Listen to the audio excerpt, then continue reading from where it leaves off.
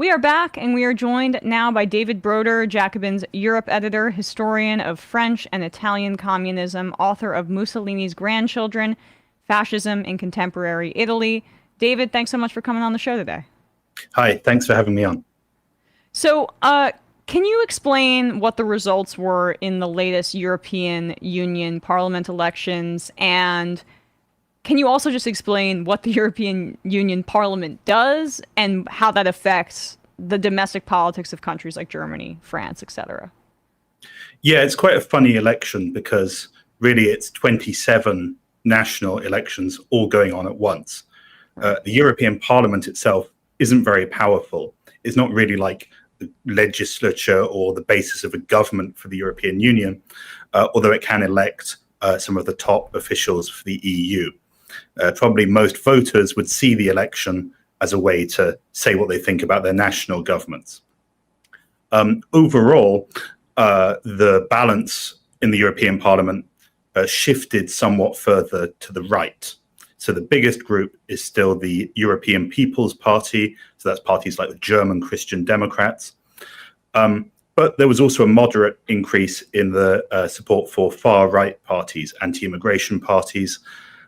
Maybe a bit less than expected, but they still have about a quarter of seats. So they're pretty influential. People might think the European Union is a nice and liberal and international institution, but quite a lot of the political influence in it is from anti-immigration and far-right parties. As I said, not actually that many seats changed hands in this election. The far-right breakthrough probably wasn't overall as much as might have been expected. But then there's a big caveat on that, which is that the far-right success was concentrated in the two biggest and politically most important countries in the EU, so France and Germany. In Germany, the Alternative for Deutschland had several scandals during the campaign based on its leaders saying things like the SS weren't all bad, or saying that even Germans with immigrant parents should be deported. But they still beat the Social Democrats, the main party of government. And then in France, the far-right party led by Marine Le Pen, Rassemblement National, scored more than double the vote for President Emmanuel Macron's party, and then he was prompted to call another national election.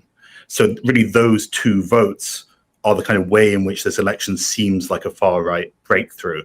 And the French election now in just a couple of weeks' time could see Le Pen's party actually enter government for the first time. Well, so my understanding is that Macron's calculus was, let's call these snap elections.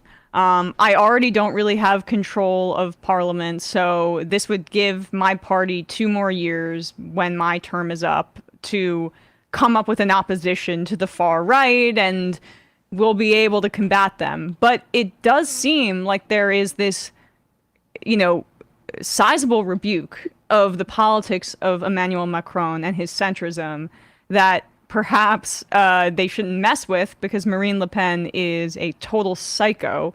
What was that calculation, and how do you think what's your assessment, I guess, of the rationale behind it? Well, I think that Emmanuel Macron, probably at an individual level, has a very great belief in his capacities to reorient the political field, to shape events, to take the initiative. I think he called the election thinking, he's beaten Le Pen in 2 presidential elections. He wants another direct contest with her, and he can defeat her again. But I think that even without that scenario playing out, and in fact, the polls suggest that Le Pen's party will easily beat his. The idea that he can force a head-to-head is overstated. And in fact, the left-wing bloc called New Popular Front, that's the real alternative to the far right, judging by polls. So I think Macron's party has no chance of actually winning the election or even keeping as many seats as it has.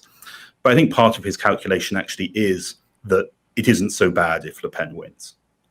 He wouldn't have called the election if he was frightened by that prospect, because the opinion polls tell us that that is a pretty likely outcome, that Le Pen's party will either have a majority or something close to it. And we've seen a lot of establishment media, pundits in organs like the Financial Times, saying, well, maybe if Le Pen's party is in power for a couple of years under Macron as president, he'll be able to clip its wings. They'll be exhausted in power because they won't be able to play the game of being sort of populist outsiders, and that being tested in government will kind of expose them as shallow and fake. And I think this is an extremely dangerous gamble, and one that's played on the backs of migrants, of course, of welfare recipients. Them being in power, I think, isn't something we should look on lightly. But yeah, I think parts of the French political and indeed business establishment are starting to say, okay, Le Pen's party looks like it will win eventually, maybe win in 2027. So let's prepare a soft landing. Let's reach some sort of accommodation. So even though Macron doesn't want Le Pen to win the election, I think part of the calculation is it wouldn't be so bad if she won and could have other positive effects from the standpoint of her party being in power without really threatening French capital.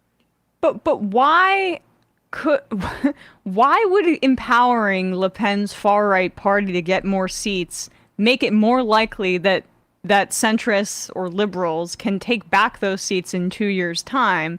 Because usually sometimes when people get empowered, they build off of that. And what they would be able to say is, well, Macron is the one standing in the way of our agenda, so you need to vote for us more this time around because he's in the way of, ensuring that all these migrants drown in the sea, which is what we want. Well, I think that is what will happen. Yeah, I agree with Yikes. you. But I think, like, from the standpoint of probably Macron or people around him, they think that what Le Pen's party, the part of their analysis which is correct is Le Pen's party has built an opposition, has built its strength, kind of by being all things to all people. Right? It's never been in government before. So on the one hand, it can say, we're a party of low taxes, reducing the debt, cutting wasteful public spending, and also be a party that says, hey, Macron's taken away your pension, Macron's undermining welfare. So, there's some sort of establishment discourse that being in power will force Le Pen's party to make choices, to pick sides. But I think it's that kind of political calculus, kind of 4D chess is very overstated. I think you're right that actually in power, they'll be able to set the political agenda. And in many ways, they are already setting the political agenda, even as a strong opposition, particularly on issues like immigration.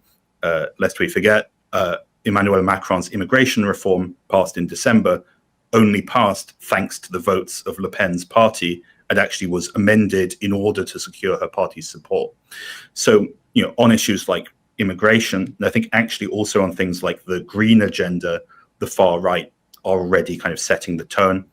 And I think it's reasonably likely that we will see some sort of, in France it's called cohabitation. So like, Macron, a supposedly liberal president, but in fact one who's ruled from the sort of center right, and then this far right force in parliament. There's also other kind of smaller players. I mean, I think it's quite likely that we'll see part of the mainstream center right, the Republican Party, will block with Le Pen and certainly choose her over the left in the second round votes.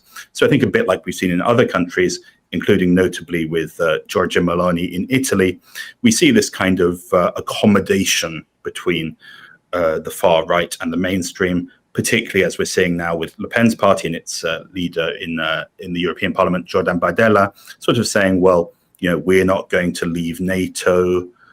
They've already sort of buried the question of leaving the euro. Also saying they're not going to reverse some of Macron's most important social reforms.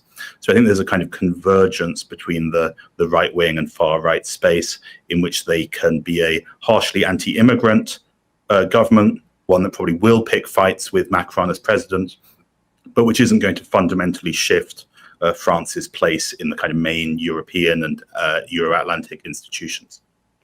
You mentioned Meloni, and I want to get back to her in a second, but I'm curious what your view is on how France's pension reform last year, where Macron raised the retirement age for people in France, and that's seemingly a right-wing thing, to basically say you're getting your benefits 2 years later. And by the way, Republicans in this country want to raise the Social Security age as well. But it's a cut, right? It's a cut into social services. And there were mass protests in France. How did that play into maybe some of the right wing getting more popular within France? So I think it's certainly true that the this kind of reform, and also the kind of contemptuous tone in which it's delivered by the government, right? Saying, well, you might think you worked hard for your pension, but actually it's unaffordable. So, this is inevitable. And if you don't like it, well, screw you. And in fact, of course, this pension reform was forced through Parliament without a vote. So this kind of, I think this kind of measure, people think they've worked hard, they have worked hard, and then the benefits they expected to have, they're not getting, then that feeds the opposition, and the far right are in the biggest opposition force. I think it should also be said that the mobilization against the pension rise, the protests, the strikes, were mainly led by left-wing parties. In fact, Le Pen's party wasn't allowed on the protests. And I think the fact that the movement didn't succeed also helps her.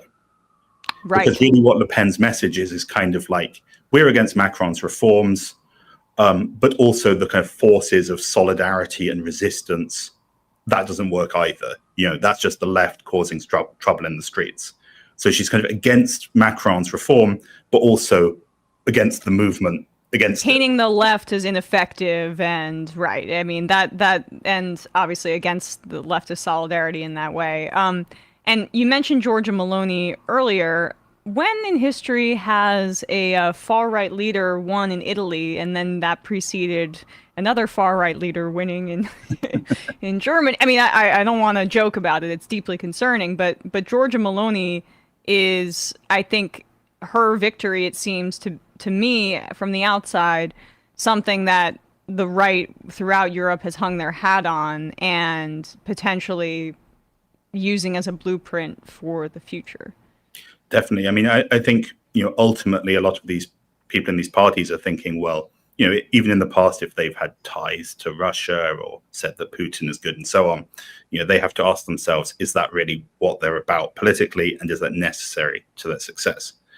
And, the great example of Meloni is basically, if you are willing to say, we're for NATO, we're for weapon supplies to Ukraine, we're for Israel, we're willing to change the European Union from within rather than challenge it, then you're going to, if you say all those things, then you're going to get a pretty easy time from liberals, Christian Democrats, centre-right. So it's quite obvious that in Le Pen's party, the same conversation's going on. I mean, just to emphasize, when Meloni was elected, Joe Biden gave a speech to a Democrat fundraiser saying, this is an example of the sort of danger of far-right politics, the danger there is to democracy. And then when Meloni visited Biden in Washington 3 months ago, he kissed her on the forehead in front of a bust of Martin Luther King. So, she has... I mean, isn't that beautiful, though, David? It's a just display of everybody coming together. No, I know. No, so, don't think that. But then you see, this is kind of part of the what I'm saying about the European Union as well. I mean, it's easy to think like, oh, well, this is this model of international cooperation, states coming together, countries that were at war with each other in the 20th century working together. But then if they're working together to, build border infrastructure around Europe's borders that kills thousands of people a year, to keep out Muslims and Africans, or to say, well, Europe as a civilization needs to defend itself from newcomers, then I think there's obviously a problem in terms of how internationalist is that. So, I think broadly we're seeing that, people on the center-right, people in the business establishment and so on, they don't necessarily want these far-right parties to come to power, but they're seeking the ways to deal with them, to integrate them, to arrive at compromises where, yes, someone like Le Pen can be accepted into power so long as she's not really going to change too much, and indeed so long as she's not going to overturn reforms like the pension reform Macron introduced last year. And in fact, ahead of the French election later this month, the Rassemblement National has abandoned plans to undo the pension reform. So I think we're seeing actually the way in which it is taking up quite conventional free market economics, or saying, we'll help out workers, but with tax cuts. In a way, they're quite conventional right-wing recipes.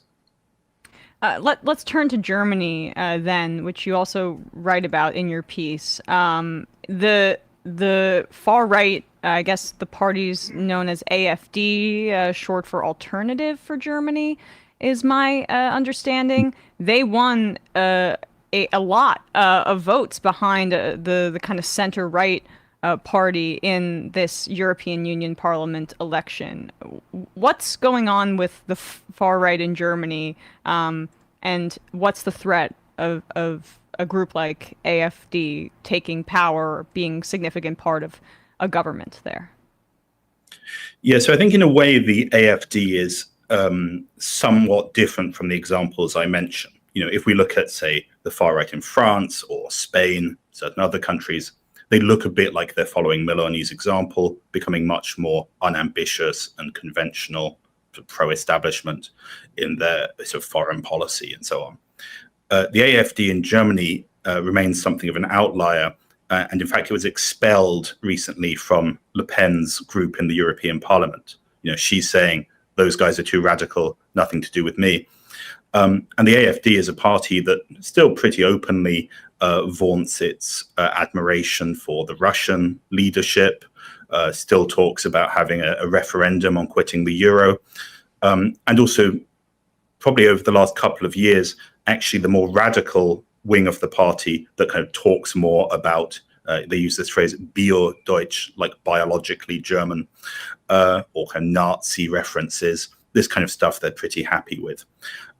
So I think in ways they seem like a more radical and extreme force, but I think there's limits to that. I mean, the Christian Democrats, the main center-right party, they still say, well, we wouldn't go into government with the AfD. I think the Christian Democrats are actually doing quite well in polls. They probably don't actually need that alliance at a national level. But then there's these, the AfD, they have 16%. They came second in the European election. And in some of the state elections later this year, it looks pretty likely that they'll be the biggest party. And particularly in the former East Germany, but not only, is where they're strong. So, I think they'll be in a position to form governments and maybe form coalitions, including more conventional center-right parties. So I think the AfD are in many ways, there's been a big mobilization against them in Germany, particularly earlier this year when there were the revelations that they'd held a conference about planning to deport millions of people of migrant background. But those kind of revelations, the scandal, the protests, have probably limited their votes somewhat, but they're still on the rise. They still beat the main party of government in the election. So perhaps their rise is a bit slower, but they're definitely still a rising force.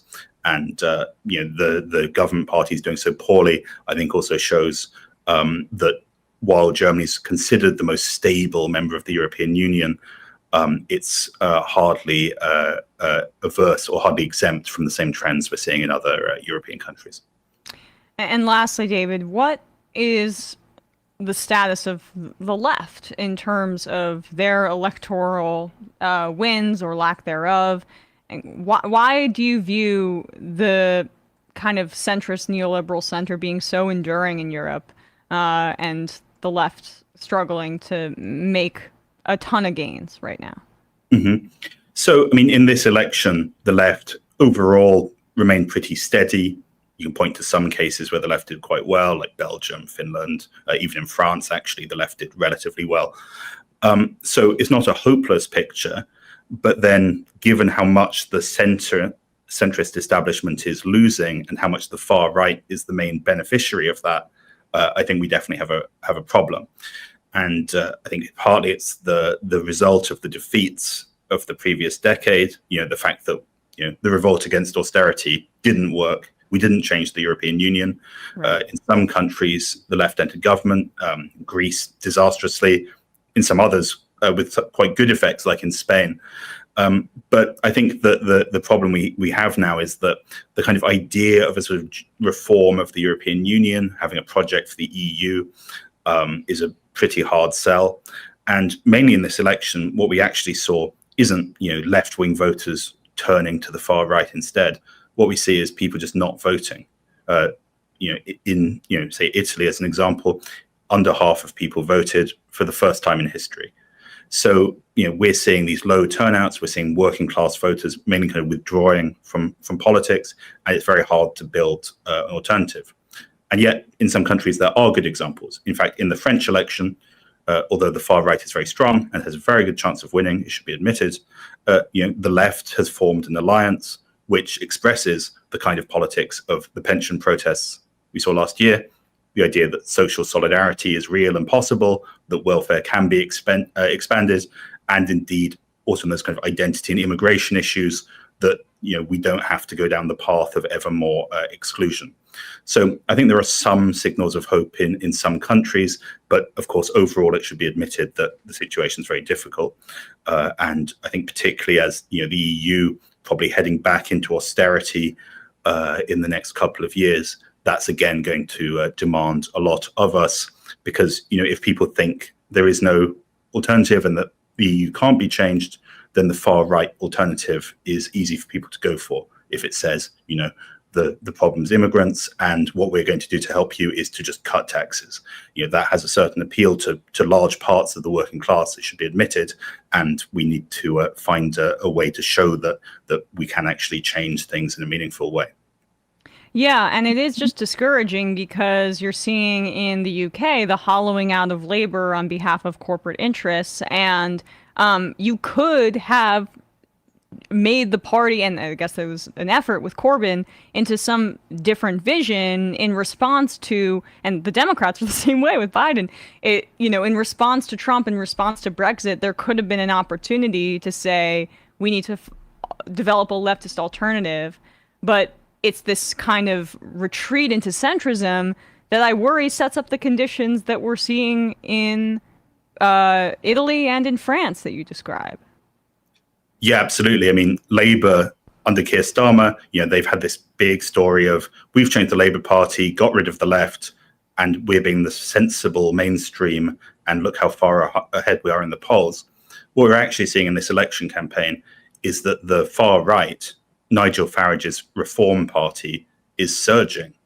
So, Labour could get a third of the votes and win a huge majority of seats, but they've not changed the basic tendency of national politics, which is indeed for these ideas, these themes of immigration and identity to become ever more prominent. So, some of your listeners will have guessed from my accent that I am myself British, and I can't say I have a great deal of hope from the Labour Party winning the election. I mean, if you look at the manifestos of the different parties, Labour are actually promising less of an increase in public spending than any of the other parties, including the right-wing ones. So, they're wedded to this doctrine of stable managerial centrism.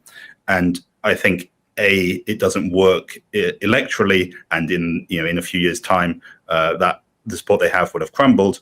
But also, it's just not an answer to the kind of social issues we face, in particular in terms of the green agenda and transition in jobs, which has more or less been abandoned by the Labour Party. And also just fundamental issues of poverty and regional inequality and so on that affect Britain very hard. So, I still expect Labour will win the election, and there'll be a lot of triumphalism saying, look how sensible Keir Starmer is. But I think in the long term, if the fundamental problem is working class people ever less identify with the left or its solutions, then I think that what Starmer offers is not going to change that harmful tendency. Well, appreciate your time today, even though what you have to say is a little concerning. I appreciate it a lot. David Broder, Jacobin's Europe editor, author of Mussolini's Grandchildren, Fascism in Contemporary Italy. And you can read his piece on this in Jacobin, which was called Europe's Center is Holding by Integrating the Far Right. Thanks so much for coming on the show today, David. Really appreciate it. Thanks for having me on. Hey, folks, don't forget to hit the subscribe button and check out our daily show. We do it every day at 12 p.m. Eastern for about 2.5 hours. We even take phone calls. You should check that out.